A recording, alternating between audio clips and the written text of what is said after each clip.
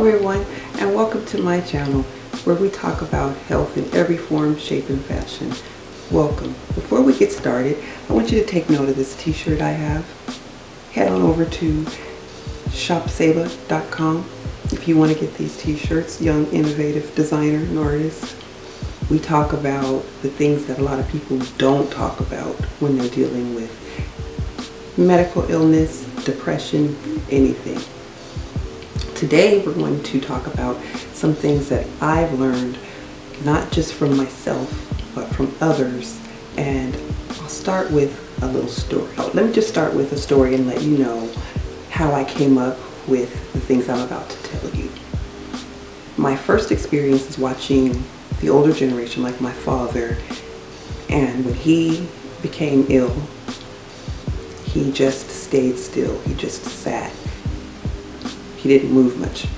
He would get up and go from his bed to recline in a chair in an almost laying position during most of the day. His mother, when she became ill for a while, she would move around. But then she did the same. I have great aunts, uncles, they all did the same. Everyone just, if you had an illness, that meant you lay down. And that's what you do, you stay in the bed. So when I got ill, I thought, oh, okay, I'm supposed to be in the bed. And so there was a 5-year, at least, I'm gonna estimate, period of my life where that's literally what I did. I stayed in the bed.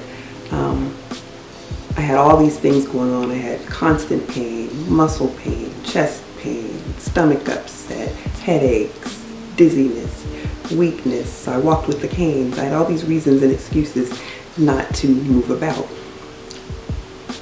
Carrying an illness, whether that be an illness like a depression or an illness like a chronic medical illness or both, is exhausting. And so it felt like, to me, that takes up so much energy. To move out and about in public and put on a public face was just too much for me most of the time. A lot of the things I experienced, I can now say some were my illness and some were I gave to myself because I was just laying in my illness. So I have a few tips to give you if you're dealing with it, if you're worried about it, if you have a family member dealing with it.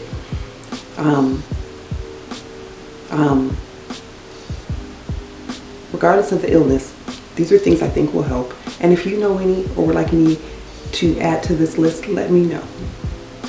The first thing on my list is make sure your space is clean. And now I'm not coming at you like make sure your house looks like a showroom. I'm not trying to tell you how to keep your house. This is what I'm talking about. If you have piles of clothing on your floor or piles of paper on your floor, and that's the room you're living in, those piles that's what your mind is going to do. It's going to pile on and pile on and pile on, and it's going to make you a little bit more uncomfortable, and it's claustrophobic. Okay? A cluttered mind doesn't help healing the body, so you want to keep the clutters down.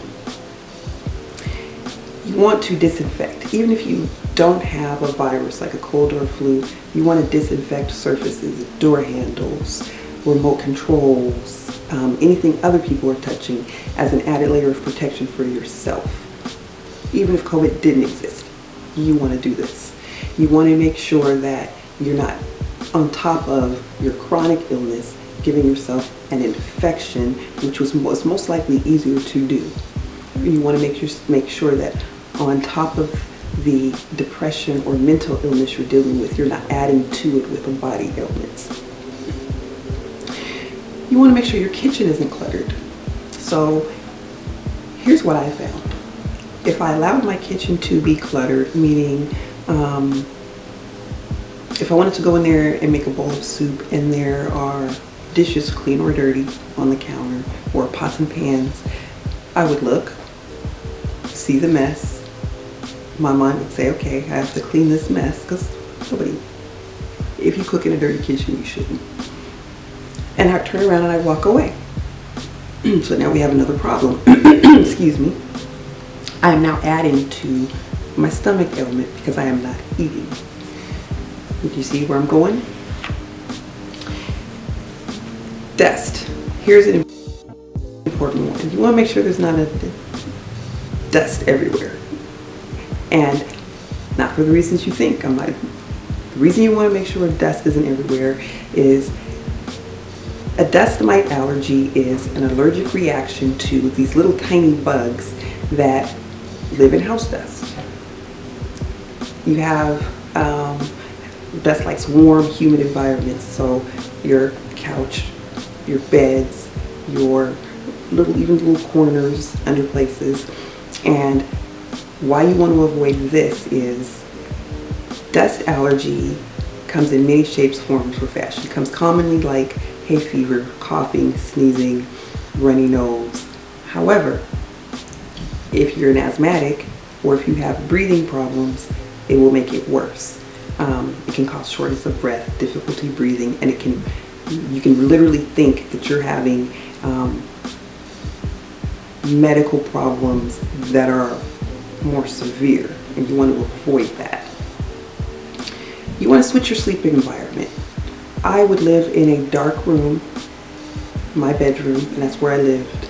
If my kids were sitting with me, they'd come and they'd sit in that dark room. If someone came to visit me, they'd come and they'd sit in that dark room. It was so depressing. So you want to switch your sleeping.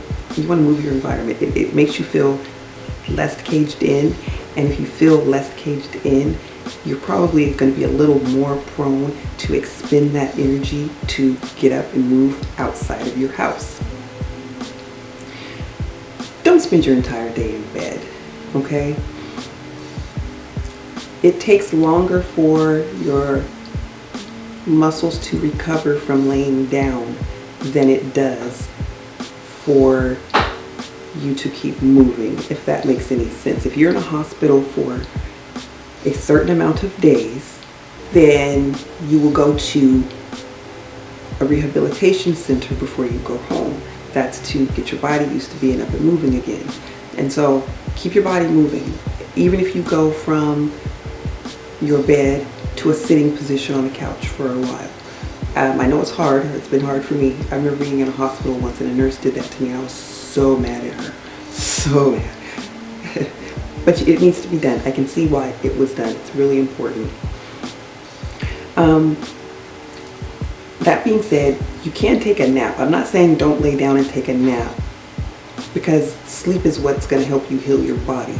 So don't overdo it and be like, oh God, I got to move around and I got to do this and this and this and this. And you're going to feel sick. You'll wear yourself out. Take a nap and rest your body. Just don't stay in bed all day long. Be cognizant of what you're drinking and how much you're drinking.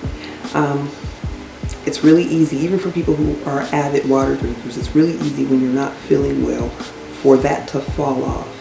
And oftentimes, even if you're drinking water and you are sick to your stomach, often throwing up, or you have diarrhea or something of that nature, you're going to need more than water. You're going to need electrolytes. And that's where you get into the coconut water, Pedialyte. What you want to avoid are the sugary drinks. You want to avoid the sodas and the heavy saturated sugary drinks, because what you'll find with those is, A, it's not quenching your thirst, it just tastes good, and B, you're just getting more and more dehydrated because you're not getting those electrolytes. You also, though, want to avoid, especially if you're dealing with inflammation, dairy products. This might make some people mad, but it's true.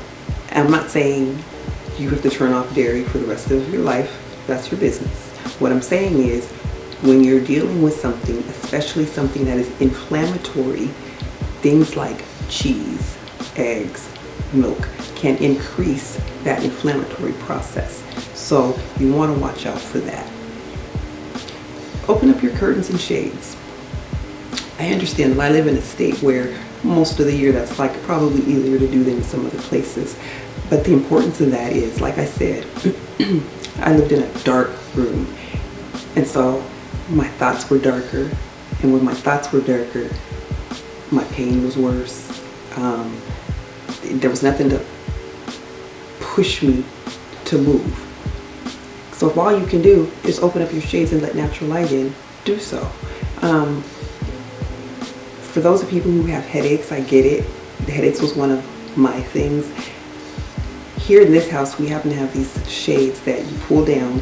You can have your curtains up, but there's these particular shades that you pull down that let the sunlight in without letting the sun ray come in and really affect your head like that. In a future video, I'll show you. But the natural light is really important. I tell you, if you let the sunlight in, eventually you'll be stepping out on your porch in the morning just to get that fresh air, and it'll do you a world of good. Take bubble baths. That's a good way of self-care. It's a good way of easing your muscles. And I don't mean like a Calgon bubble bath. I don't know if young people probably don't even know what that is. But use things like Epsom salt. Epsom salt also comes with a bubble bath. And there's this other one that I'm going to buy so I can show it to you. Your whole body tingling. You feel really nice and comfortable before you go to sleep. Do it right before you go to bed. You'll sleep better. But it does a lot of things. It eases your mind. It relaxes your muscles. And here in my family, we think there's kind of a spiritual component to baths. So that'll be a good help to you too. Have a hobby. Something that's going to take your mind off. If you're an avid TV watcher, do that, but I'd still suggest something else. Let me give you some examples. This time of year, fall setting, it's cold, my fingers get sore and stiff, so I crochet. Not only do I get to create stuff, they're not really good yet, but I still do it, but it works the muscles of my fingers. Or knitting, whether it's video games. I love to read because when I'm reading, my mind is in that book I'm reading and not on anything I'm dealing with. So a hobby is a good thing. You'll find that if you have a hobby, if nothing else can get you out of the house, going to get the supplies for your hobby just might do it. Colors. There's a component to colors in healing that I found to be true. And some examples I can give you would be white as an overall color is not my favorite color. I know these walls behind me look white, but they're really not. They're actually like a very light gray. The reason I associate the wall color white as uncomfortable is because of the amount of times I've been in a hospital surrounded by white walls, white coats, things of that nature. So if you're into interior design, you'll know that colors are associated with certain rooms too. Red makes you think food, eating. A soft blue makes you think spa, bathroom. And I'm not telling you to paint your house. I'm saying surround yourself with those colors. And there are many ways to do that. There are the clothes you wear.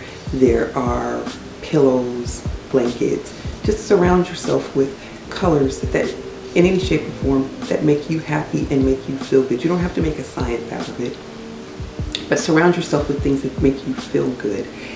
Do this first. If you don't like these ideas, I hope that at the very least it makes you start thinking about things you can do. You know I love the fact that we have healthcare. You know I think that we have a huge disparity here in our healthcare.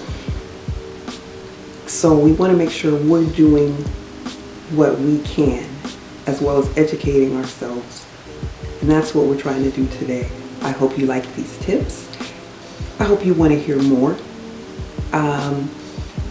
If there's something you want me to talk about, research, a symptom that you don't want to talk about, but you want to know if other people have it, come on out. Send me a comment. I will talk about that because I think it's important. Because I promise you, that very thing that you're suffering, that you feel like you're the only one suffering and you don't want to say it, there are other people suffering it too. So let's talk about it. Not only so you don't feel alone, but so we can get this stuff resolved. I love you. I can't wait to see you. Remember, like, subscribe, click that little bell down below so that you can get all my notifications, and I'll see you on the next video.